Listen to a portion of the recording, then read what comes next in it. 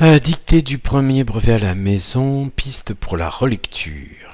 Carmen, vous l'avez dans le texte au-dessus, était un texte de Prosper Mérimée. Prosper Mérimée est marqué en note, donc à part été, un texte, il n'y a pas grand-chose à trouver. Cela raconte l'histoire d'amour entre Carmen, une bohémienne, et Don José, un militaire qui désertera par amour pour elle. Cela, pronom démonstratif, cela, alors attention par contre là, comme il est sujet, il n'y a sûrement pas d'accent. Raconte, c'est le verbe raconter au présent de vérité générale. L'histoire d'amour, groupe nominal, pas grand chose à dire. Entre Carmen, le nom de Carmen, vous l'avez dans le texte d'ouverture du brevet. Une bohémienne, si vous cherchez bien, je crois que ça y est. Alors, est-ce qu'il faut une majuscule, pas une majuscule?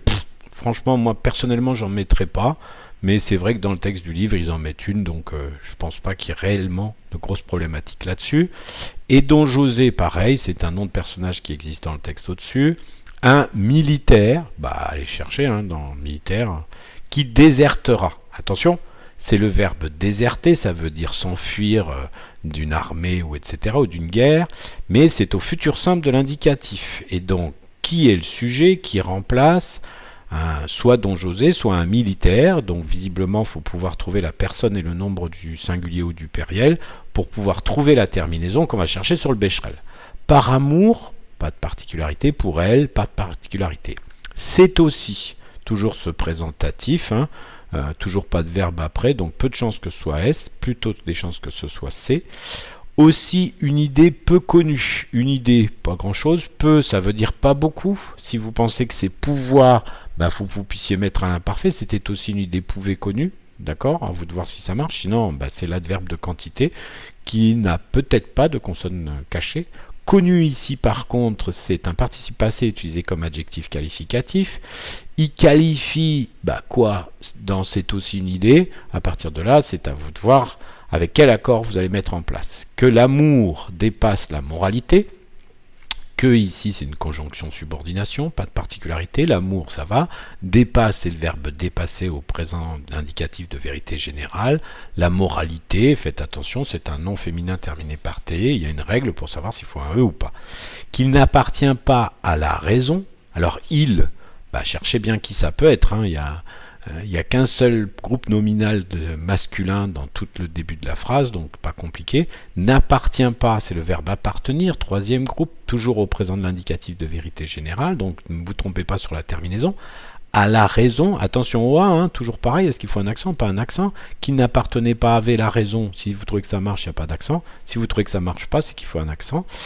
Et qu'être amoureux. Attention à amoureux, ici c'est utilisé en formule générale, donc masculin singulier, on n'est pas encore dans l'écriture inclusive. C'est être dans une sorte de folie, c'est être, l'appareil présentatif, dans une sorte de folie, allez, vous de voir le mot folie, qui laisse les hommes emporter. Alors, qui, là encore, c'est un pronom relatif, ça remplace un groupe nominal et c'est sujet de laisse.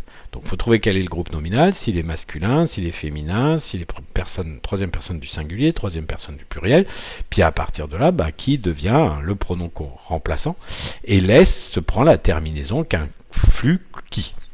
Les hommes emportés par leur passion, attention ici à emporter, si vous pensez que c'est un verbe conjugué à l'infinitif, prenez le verbe prendre, est-ce que c'est les hommes prendre par leur passion ou les hommes pris par leur passion?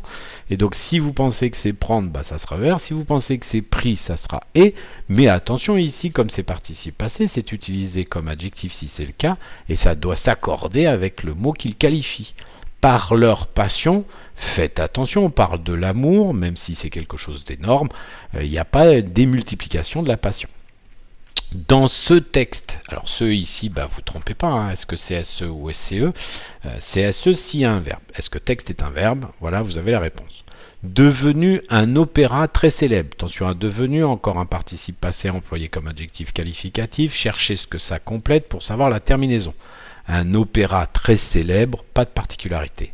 Au nom de cet amour. Attention, amour est masculin singulier. Donc, le déterminant démonstratif 7 doit être masculin singulier. Donc, c'est une masculinisation du déterminant démonstratif féminin singulier 7. Il y a quelque chose qui est enlevé pour le masculiniser. Carmen ira jusqu'à la mort. Ira, c'est le verbe aller au futur simple de l'indicatif, à vous d'aller voir dans le Becherel.